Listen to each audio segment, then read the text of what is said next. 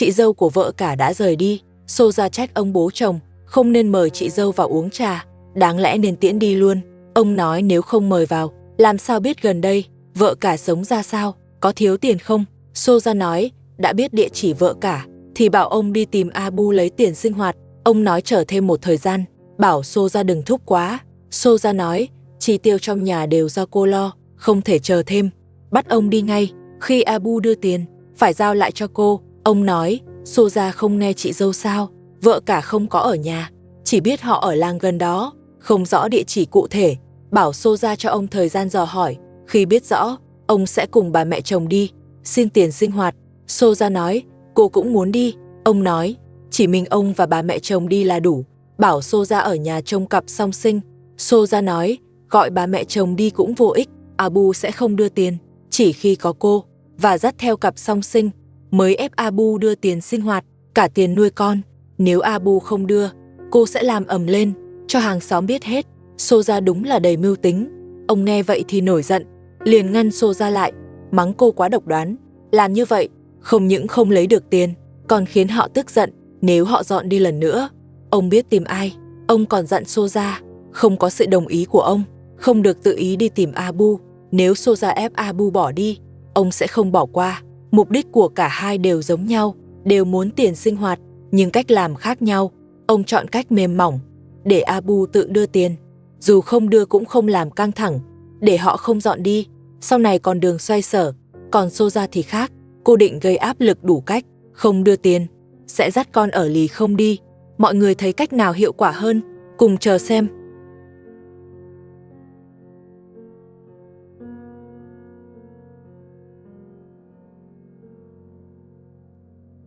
Bên ngoài gió thổi rất mạnh, con trai lớn nhóm lửa pha trà cũng không được, lều bị gió thổi siêu vẹo. Anh lo lều sẽ sập, nên nhắc Nasima cố định lại, bảo cô buộc chắc hơn. Nasima vốn đã bực vì ở lều, liền nói với con trai lớn, lều sập càng tốt, cùng lắm ngủ dưới đất. Nghe ra cô rất bực bội, cô trách con trai lớn không chí tiến, không chịu đi làm, cũng không lo xây nhà, ngày nào cũng quanh quẩn. Nếu cứ tiếp tục thế này, không chỉ lạnh mà còn đói. Con trai lớn dùng dây buộc lều, anh đã rét run, vén lều lên, nhờ Nasima tìm áo cho mặc. Nasima nói, không còn áo của anh. Con trai lớn nói thôi cũng được, anh đi kiếm đồ sinh hoạt. Anh nhặt được củi khô, gió lúc này càng mạnh, Nasima cũng lạnh, cô khoác chăn lên người. Dù đã buộc lều, nhưng gió vẫn làm lều biến dạng. Cứ thế này, lều sớm muộn cũng hỏng. Dù có củi khô, nhưng bếp vẫn chưa cháy. Con trai lớn nhờ Nasima giúp, cùng nhóm lửa. Hai người ngồi quanh bếp, loay hoay khá lâu, cuối cùng lửa cũng cháy, bếp đã được nhóm. Con trai lớn giục đun nước pha trà, anh lạnh cóng rồi. Nasima đổ đầy nước đặt ấm lên bếp, rồi ngồi sưởi. Con trai lớn nói trời quá lạnh, anh có kế hoạch, lên núi nhặt cành làm chòi, không thể ở lều mãi. Nasima bảo làm ngay, cô sẽ giúp. Con trai lớn cuối cùng cũng quyết tâm, bị hoàn cảnh ép buộc, ở lều quá khổ, lại sắp hỏng, không làm chòi, chỉ còn ngủ đất. Con trai lớn tới chỗ đã chọn, nói với Nasima, sẽ dựng chòi ở đây, hai mặt có tường chắn, không cần nhiều vật liệu, vẫn dựng được. Nasima hỏi, định làm chòi lớn cỡ nào? Anh đáp, cỡ như lều là đủ, tiết kiệm vật liệu. Hai người ở vừa, làm cũng nhanh. Nói xong, nhờ Nasima dọn mặt đất.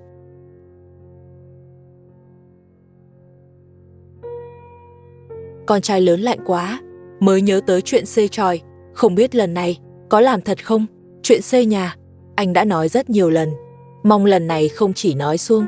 Người quay phim nghe động, thấy Soja cầm gậy ra khỏi sân, la hét muốn gây chuyện với con trai lớn. Ông hỏi lại có chuyện gì? Soja nói, con trai lớn ăn đồ bà mẹ chồng mang, phải bồi thường lại, không để anh lợi dụng. Soja chạy trước, ông đuổi theo sau, tới nơi Soja phá bếp, dập tắt đống lửa vừa nhóm, rồi định tháo lều. Nasima ngăn lại, hỏi cô có bình tĩnh không? Sao cứ tới quấy rối? Ông lấy dây tới giữ Soja lại, bảo cô bình tĩnh, không được phá nữa, phá hết thì họ sẽ đi mất, rồi còn đòi tiền ai? Lúc này mới hiểu vì sao ông ngăn Soja. Ông có tính toán riêng, giống chuyện Soja muốn gây rối.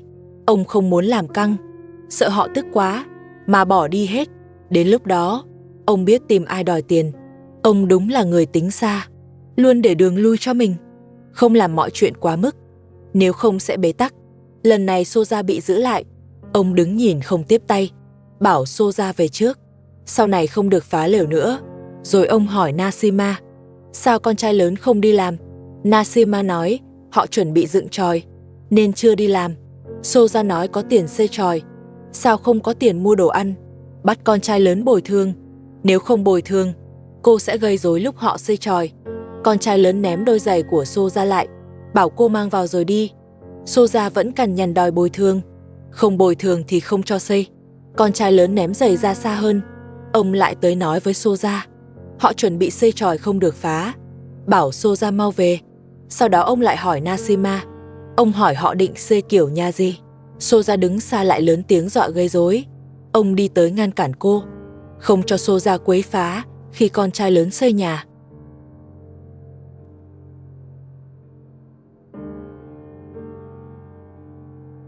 Lần trước Nashima vào thành phố chữa đau răng, đã trôi qua một thời gian, hôm nay là ngày tái khám. Nashima nhắc con trai lớn, lúc này anh mới nhớ ra. Anh nói với Nashima, hôm nay sẽ đưa Nashima đi kiểm tra lại răng, việc xây nhà sẽ tạm dừng, để ngày mai tính tiếp. Con trai lớn đúng là nhiều lý do, mới hôm qua nói xây nhà, hôm nay lại dừng. Nashima nói sẽ đưa các con đi cùng, vì lâu rồi không ở chung, tình cảm với con cái cũng xa cách hơn. Cô muốn nhân cơ hội này, dẫn các con ra công viên chơi, để gắn kết lại, khiến các con gần gũi hơn. Con trai lớn cũng đồng ý, nhưng anh lo, khi sang đón con, Soja sẽ ngăn cản. Nashima nói đó là con của họ, không liên quan gì đến Soja, bảo con trai lớn đừng dây dưa, cứ trực tiếp xin ông cho đón con. Cô tin ông, sẽ không cản họ đưa con ra ngoài. Bàn bạc xong, con trai lớn mới đứng dậy mặc đồ. Khi mang tất, Nashima ngửi thấy mùi, bảo cậu đổi đôi khác, tất có mùi quá nặng, giặt xong rồi hãy vào đón con. Soja đang dọn dẹp phòng khách, miệng liên tục than phiền, nói nhà là của ông, nhưng việc nhà và nấu nướng đều do cô làm, như vậy là không công bằng. Ông hỏi thế nào mới là công bằng? Soja nói, tất cả người ở trong nhà đều phải chia việc, như vậy mới công bằng. Cô cũng không than nữa. Ông nói, ông và bà mẹ chồng đã lớn tuổi, không còn sức làm việc nhà, bảo Soja đừng nhắm vào họ. Soja nói, ông có thể không làm, nhưng bà mẹ chồng và con của con trai lớn phải phụ giúp. Ông nói bọn trẻ còn nhỏ, sao làm việc nhà? Soja nói, nếu không làm được, thì để chúng về ở với bố mẹ chúng, ra lều mà ở, không được ở nhà lớn. Ông nói, lều lạnh thế nào cô không biết sao? Sao lại bắt trẻ con ra đó? Soja nói, không góp sức thì phải đi, nhà không nuôi người rảnh. Ông nói theo lý của Soja, không làm việc thì phải đi. Vậy cặp song sinh cũng không làm, cô có đuổi chúng ra lều không? Soja cứng họng.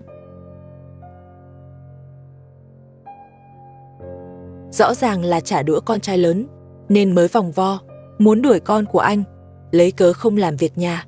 May mà ông còn tỉnh táo. Ông nhắc lại, cặp song sinh cũng vậy, sao không đuổi luôn? Soja nghe vậy, mới chịu dừng lại, tạm thời bỏ qua bọn trẻ. Soja thật nhiều toan tính, ngoài làm việc nhà còn phải trông con, lúc nào cũng nghĩ cách đối phó người khác, muốn đẩy họ đi hết. Một lúc sau, con trai lớn và Nashima thu dọn xong đồ đạc, tới đón con.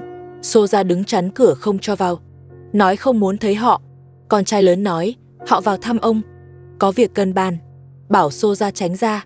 Anh đẩy nhẹ cô sang bên, nhưng vẫn đứng ngoài, gọi ông ra nói chuyện. Ông hỏi có việc gì, bảo con trai lớn vào trong. Soja lại cản, không cho vào, bắt đứng ngoài nói. Soja coi nơi này như nhà mình. Con trai lớn lại đẩy cô ra, nói nếu không có việc với ông, anh cũng không vào. Rồi nói với ông, Nashima phải đi khám răng, muốn đưa các con theo, tiện dẫn đi công viên. Ông đồng ý, cho phép họ đưa con đi. Soja phản đối, nói nếu họ đi chơi, phải cho cô và cặp song sinh đi cùng, cô cũng muốn đi. Con trai lớn nói, chỉ đưa con của mình, nếu Soja muốn đi chơi, thì tự đi, họ không muốn đi cùng cô. Hai bên bắt đầu tranh cãi.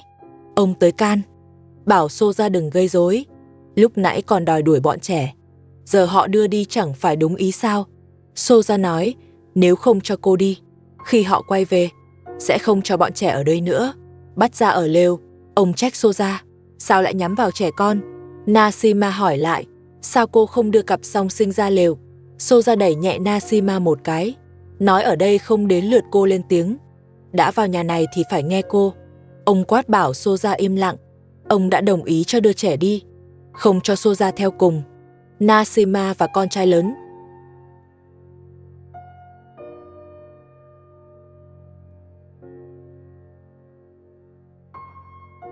Cuối cùng cũng đạt được mục đích, nhờ ông giúp, họ đón được các con ra ngoài. Gia đình 4 người cùng vào thành phố. Ông cũng đi ra theo, để ngăn Soja gây rối. Ông còn đóng cửa lại. Con trai lớn giục Nashima lấy giày cho Lee Min-ho, bảo mang vào rồi đi nhanh, tránh Soja đuổi theo. Tìm được giày, con trai lớn bảo Lee Min-ho mang vào ngay. Ông dặn con trai lớn, đi chơi đừng về quá muộn, tiện mua thêm vật dụng, trong nhà sắp hết rồi. Con trai lớn đáp đã rõ, rồi gọi Lee Min-ho đi nhanh. Cả nhà chưa đi xa, Soja lại chạy ra, gọi con trai lớn đợi, nói cũng muốn đi cùng. Con trai lớn nói, sẽ không đưa Soja đi cùng, bảo cô đừng theo. Soja cãi là mình không theo, cô đi trước rồi, chính con trai lớn đi sau. Miệng lưỡi Soja quả thật lanh lợi. Ông giữ Soja lại, không cho đi chơi, bắt ở nhà trông cặp song sinh. Ông lại dặn con trai lớn nhớ mua đồ. Hóa ra ông phối hợp như vậy là vì trông chờ con trai lớn mang đồ về. Ông kéo Soja vào sân. Soja vẫn muốn chạy theo. Cô hỏi ông, sao không cho cô đi cùng? Nếu đi theo con trai lớn, chắc chắn sẽ kiếm được lợi. Ông nói, con trai lớn đã hứa mang đồ. Soja theo chỉ rườm rà thêm, có khi còn chọc giận họ. Cuối cùng chẳng được gì, bảo Soja ở nhà trông cặp song sinh. Ông đúng là người tính xa. Dù Soja không vui, nhưng ông đã quyết.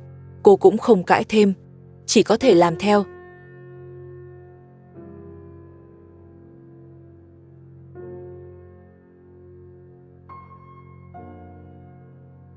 Soja trông cặp song sinh một lúc, lại nhớ ra còn quần áo chưa giặt, bảo ông trông con để cô đi giặt. Đặt quần áo xuống rồi quay người đi ra. Người quay phim hỏi cô đi đâu, không phải đi giặt đồ sao? Soja nói với người quay phim, cô muốn tranh thủ lúc con trai lớn vắng nhà, đi tháo lều, để họ về không còn chỗ ở, không cho người quay phim can thiệp. Soja không cho người quay phim đi theo, cũng cấm nói với ông việc cô đi gây rối. Soja chạy nhanh tới chỗ lều, nhắm vào bếp của con trai lớn mà phá. Dỡ bếp mà anh vừa dựng xong. Người quay phim nhắc cô không nên làm vậy. Nếu phá bếp, họ về rồi lấy gì nấu ăn? Soja nói, không chỉ phá bếp, mà còn tháo cả lều, để họ về không sống nổi, buộc phải dọn đi. Vừa nói cô vừa ném đồ trong lều ra ngoài, còn bảo người quay phim nhắn với con trai lớn, ngày nào chưa dọn đi, ngày đó cô chưa dừng gây rối. Muốn yên ổn thì phải dọn khỏi đây. Nói xong Soja lại tiếp tục tháo lều, miệng còn buông lời khó nghe. Hành vi của Soja thật quá đáng. Cô phá sạch cả bếp lẫn lều, xong xuôi mới chịu rời đi. Quay về phòng khách, Soja giả vờ như không có chuyện gì, cầm chổi dọn dẹp. Ông ngồi dưới đất, lắp xe tập đi cho cặp song sinh. Một lúc sau xe lắp xong, ông bảo Soja bế bọn trẻ thử, xem xe có ổn không. Soja hỏi ai mua xe này. Ông nói chính ông mua. Cặp song sinh đã hơn 1 tuổi, mà vẫn chưa biết đi. Ông rất lo, sau này bảo Soja mỗi ngày cho bọn trẻ tập đi bằng xe. Soja hỏi sao không mua 2 cái, giờ chỉ có 1, ai dùng trước? Ông nói mỗi ngày thay phiên, biết đi rồi thì xe cũng không cần, nên chỉ mua 1. Soja đặt bọn trẻ vào xe, chưa tập được bao lâu, cô đã tỏ ra thiếu kiên nhẫn, nói xe ông mua không dùng được, thà đừng mua còn hơn. Sau này cô cũng không dùng xe này, để dạy bọn trẻ, bảo ông mang trả đi. Ông nói không trả được. Soja nói, nếu ông không trả được, lần sau dẫn cô đi cùng, cô sẽ nói với chủ tiệm, không được thì làm ầm lên, xem họ có chịu không. Soja lúc nào cũng chọn gây rối. Trong mắt cô, không có chuyện gì là không giải quyết được, chưa xong thì tiếp tục làm ầm, cho tới khi đạt được.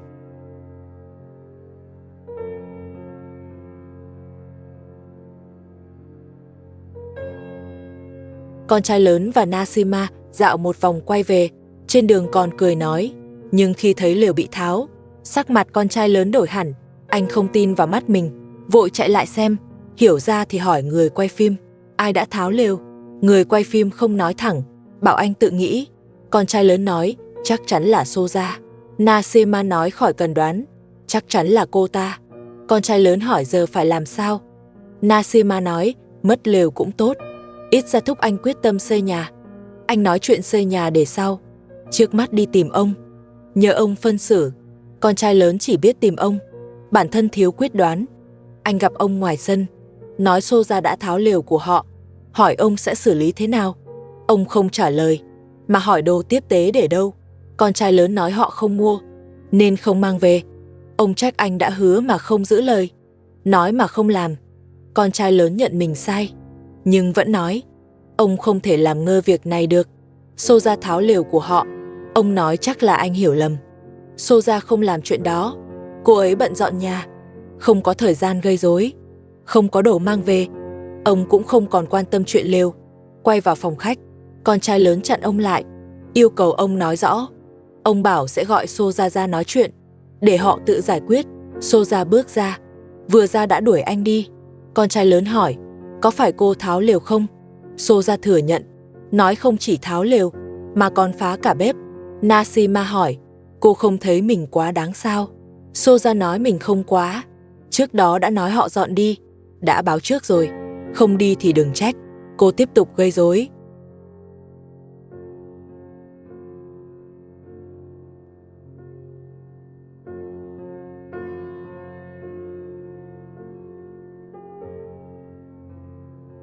Xô Gia thừa nhận, chính cô tháo lều vào bếp.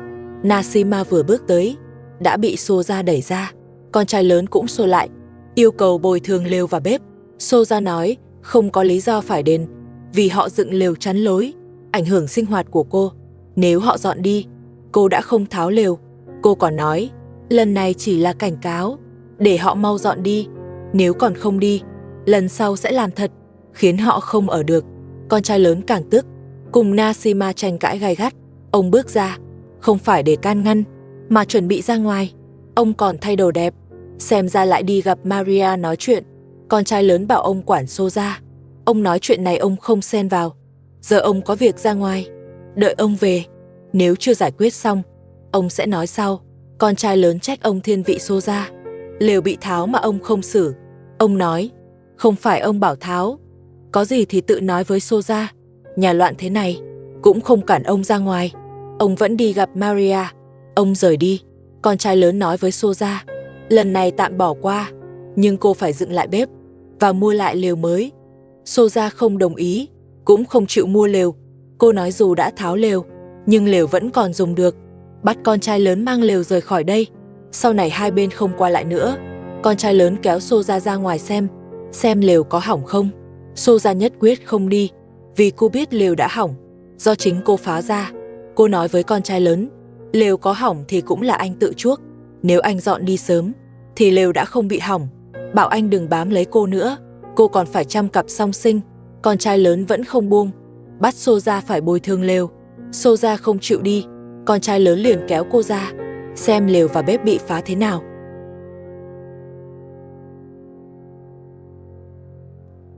Anh kéo Xô Gia tới trước lều, bắt cô nhìn xem mình đã làm ra sao. Lều bị phá thành thế này, anh không chỉ đòi bồi thường lều, mà còn cả chăn. Xô Gia bắt đầu đánh trống lảng, nói chân mình bị thương là do anh, bắt anh đưa đi khám. Con trai lớn bảo cô đừng lảng tránh, trước tiên nói rõ chuyện lều. Xô Gia ném cát về phía họ, vừa ném vừa kêu đau chân. Con trai lớn nói, chân cô bị thương là tự làm, không liên quan đến anh, bắt cô bồi thường lều ngay. Xô Gia vẫn tiếp tục ném cát, cố tình không nhắc tới chuyện lều. Nasima bảo con trai lớn, đừng nói lý với Xô Gia nữa, vì nói cũng vô ích, cần cứng rắn hơn, nếu không cô ta sẽ không chừa. Xô Gia bị dồn ép, lại chạy tới phá lều. Cô đe dọa nếu còn bị ép, sẽ phá nát hết. Con trai lớn và Nasima giữ chặt cô, lần này không còn nhường nữa. Xô Gia bị khống chế khá lâu, thấy không ổn, cô đứng dậy bỏ chạy. Trước khi đi, còn làm đổ nồi niêu và bình nước. Con trai lớn thấy vậy liền đuổi theo, giữ lại để nói cho rõ. Xô Gia la hét om sòm, còn buông lời hăm dọa trả thù. Con trai lớn bảo, trước hết phải bồi thường lều. Xô Gia nói thẳng, cô sẽ không bồi thường, còn tiếp tục gây rối, ép họ rời đi. Nói xong lại chạy về phía lều, tiếp tục làm loạn. Chăn và bình nước bị ném tung thêm lần nữa. Nhìn vào hình ảnh nồi và bình đều móp méo, không biết còn dùng được không. Nasima và con trai lớn giữ cô lại. Xô Gia định bỏ chạy, nhưng bị giữ lại, không cho tiếp tục gây rối. Lần này Xô Gia bị khống chế lâu, từ đầu tới giờ, Đây là lần cô bị giữ lại nặng nhất. Không biết lần này cô có rút được bài học không? Sau đó có chịu dừng lại không? Con trai lớn và Nasima thu dọn đồ bị ném xuống đất, rồi dựng lại lều. Soja thấy lều dựng lại, cô ngồi dậy từ dưới đất, cầm một hòn đá, canh lúc họ sơ hở, ném về phía Nasima, rồi lại tháo lều vừa dựng, hất đổ đồ đã dọn, xong liền bỏ chạy. Con trai lớn đuổi theo, nhưng Soja chạy vào sân, rồi khóa cửa lại. Anh không vào được, tức giận chỉ biết buông lời khó nghe.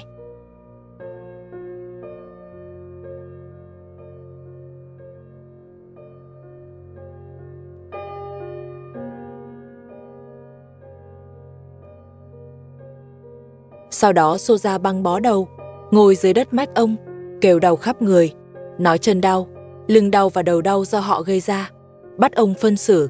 Ông nói, hôm qua chính cô phá bếp và lều, họ không phản ứng mới lạ. Giờ cô đau, thì tự chịu đi, không ai chịu thay cho cô.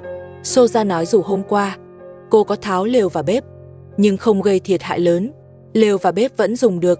Họ giữ cô lại là không đúng, lại còn quá tay. Giờ cô không nhúc nhích nổi, không chăm ông được, bắt ông đứng ra. Ông nói, chính cô gây chuyện trước. Nếu không phá lều và bếp, họ đã không giữ cô. Bảo cô thôi đi, đừng gây rối nữa. Soja nói với ông, giờ cô không gây rối nữa, phải dưỡng thương trước, khỏi rồi tính tiếp. Nhưng cô có điều kiện, ông phải đưa cô đi khám. Cô đau khắp người, không chịu nổi nữa. Ông bảo, cô ráng chịu vài ngày, qua mấy hôm sẽ đỡ. Nghe ông không đưa đi, Soja lại lôi chuyện cũ, nói lúc ông bệnh, chính cô đưa ông đi chữa. Giờ cô bệnh, thì ông cũng phải đưa cô đi. Ông nói mình già rồi, không tiện chăm cô, có thể nhờ người khác đi cùng. Nói rồi quay sang bà mẹ chồng, bảo bà đi cùng Soja. Bà mẹ chồng nói, tuổi tôi với ông như nhau, cũng không chăm nổi. Hơn nữa tôi đang nấu ăn, không thể đi. Ông nói nếu bà không đi, chẳng lẽ để ông đi sao? Giờ ông đi lại còn khó. Bà hỏi lại, nếu đi lại khó, sao hôm qua ông còn mặc đồ đẹp, đi gặp Maria nói chuyện? Đừng tưởng tôi không biết, chỉ là tôi không muốn nói, để ông mất mặt. Ông nói bà nói linh tinh, hôm qua ông đi gặp bạn, nếu không tin thì gọi họ tới làm chứng. Bà nói, bà không cần ai chứng minh, chỉ mong ông đừng làm phiền bà, hãy tìm người khác đưa Soja đi khám. Xem tới đây là hết rồi, hẹn các bạn vào phần sau.